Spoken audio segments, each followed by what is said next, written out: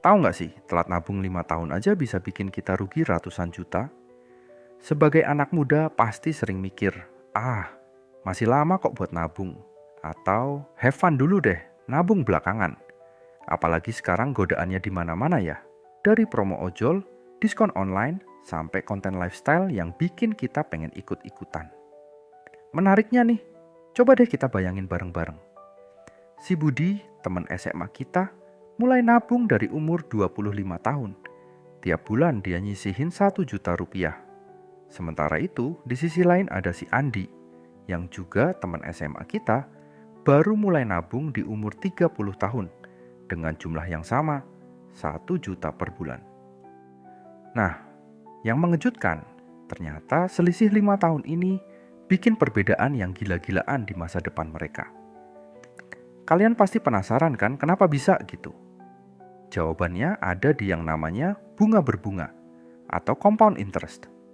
Ini tuh kayak efek bola salju yang makin lama makin gede. Maksudnya duit yang kita tabung gak cuma dapat bunga, tapi bunga dari duit kita juga dapat bunga lagi. Jadi makin lama, duitnya makin numpuk.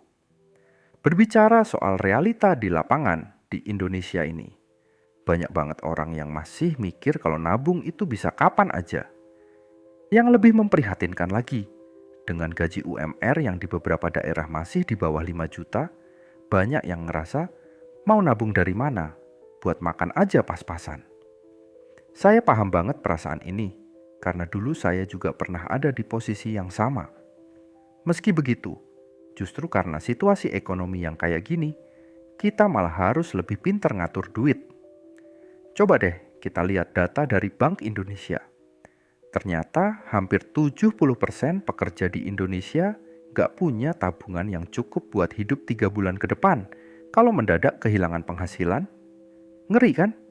Dan yang lebih mengkhawatirkan lagi, ini belum termasuk mereka yang gak punya dana pensiun sama sekali. Yang bikin lebih menyedihkan lagi, banyak dari kita yang sebenarnya udah tahu pentingnya nabung dari dini, tapi selalu punya aja alasan buat nunda. Mulai dari nanti kalau udah naik gaji, nanti kalau udah nikah, sampai nanti kalau udah punya anak. Padahal setiap kata nanti yang kita ucapin itu sebenarnya adalah duit yang melayang di masa depan. Nah, sekarang mari kita kupas lebih dalam dengan contoh nyata pakai angka yang gampang dihitung. Masih ingat kan cerita Budi dan Andi tadi? Yuk kita breakdown bareng-bareng.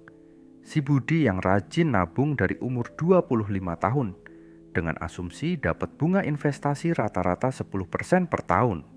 Ini masih tergolong standar ya, karena ada beberapa instrumen investasi yang bisa kasih return lebih.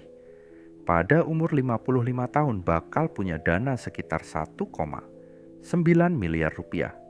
Sementara Andi yang baru mulai di umur 30 tahun dengan jumlah tabungan dan return yang sama, cuman bakal punya sekitar 1,1 miliar rupiah. Coba deh kalian bayangin, selisihnya itu hampir 800 juta rupiah.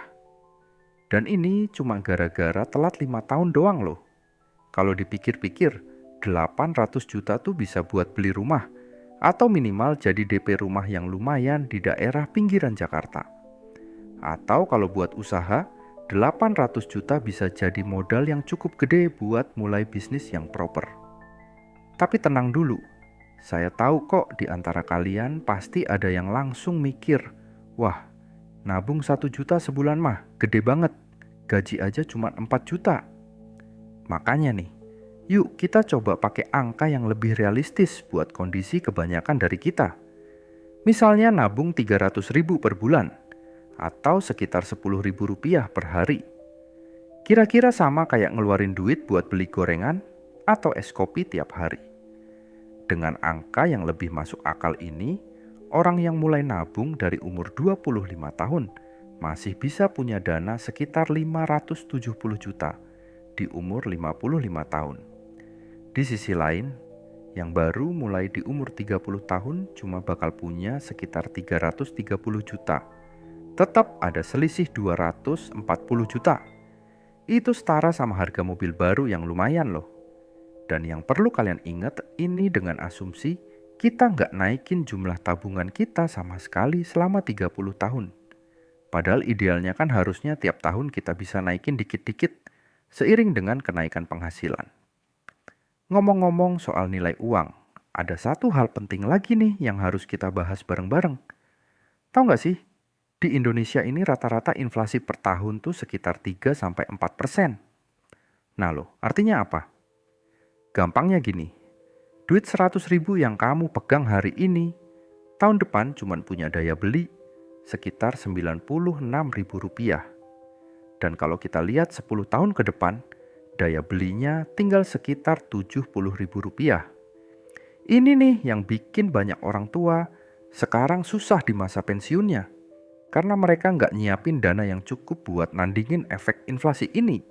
Terus gimana dong solusinya? Tenang, saya punya beberapa tips yang bisa langsung kalian praktekin. Yang pertama dan paling penting, mulai dari sekarang. Gak peduli umur berapa, status apa, yang penting mulai. Nabung 10.000 sehari itu jauh lebih baik daripada gak nabung sama sekali. Cara gampangnya, mulai dari potong pengeluaran yang sebenarnya gak terlalu penting. Coba deh buka history GoPay atau OVO kalian sebulan terakhir. Kaget kan lihat berapa banyak pengeluaran yang sebenarnya bisa dikurangin. Tips kedua nih, jadiin automation sebagai teman baik kalian. Maksudnya gimana? Gini, begitu gajian, langsung auto debit buat tabungan. Jangan tunggu sisa, karena biasanya kalau nunggu sisa mah gak bakal ada sisanya. Kalau perlu bikin rekening khusus yang gak ada ATM-nya, biar gak gampang narik duit pas ada godaan belanja. Nah, yang ketiga ini penting banget, jangan cuma nabung di bank doang. Kenapa? Karena bunga tabungan di bank biasanya lebih kecil dari inflasi. Artinya nilai uang kita malah berkurang. Mulai deh cari tahu tentang investasi yang cocok dengan profil risiko kita. Bisa mulai dari reksadana pasar uang yang risikonya kecil, terus pelan-pelan naik ke instrumen yang returnnya lebih tinggi, kayak reksadana campuran atau saham. Selanjutnya, yang gak kalah penting nih, tingkatkan penghasilan kalian. Mungkin kedengarannya klise, tapi emang ini harus dilakuin. Bisa dengan ningkatin skill buat naik jabatan, atau cari side hustle. Untungnya, zaman sekarang banyak banget peluang buat dapetin penghasilan tambahan. Mulai dari jualan online, jadi freelancer, sampai nyewain barang yang kita punya. Dan yang terakhir, yang paling krusial, ubah mindset kalian tentang nabung. Nabung dan investasi itu bukan beban, tapi hadiah buat diri kita sendiri di masa depan. Tiap kali kalian berhasil nabung, portofolio investasi naik, itu sebenarnya kalian lagi ngasih gift buat diri kalian sendiri di masa depan. Nah, itu dia pembahasan lengkap tentang kenapa telat nabung 5 tahun bisa bikin kita rugi ratusan juta. Ingat ya, waktu itu kayak pisau. Bisa jadi teman yang bantu kita motong target-target finansial kita. Tapi bisa juga jadi musuh yang bikin kita nyesel di kemudian hari. Pilihannya ada di tangan kalian sekarang. Kalau kalian merasa video ini bermanfaat, jangan lupa like, komen, dan subscribe ya. Share juga ke teman-teman kalian yang mungkin butuh info ini. Oh iya, kalau ada pertanyaan, langsung tulis aja di kolom komentar di bawah. Sampai ketemu di video selanjutnya.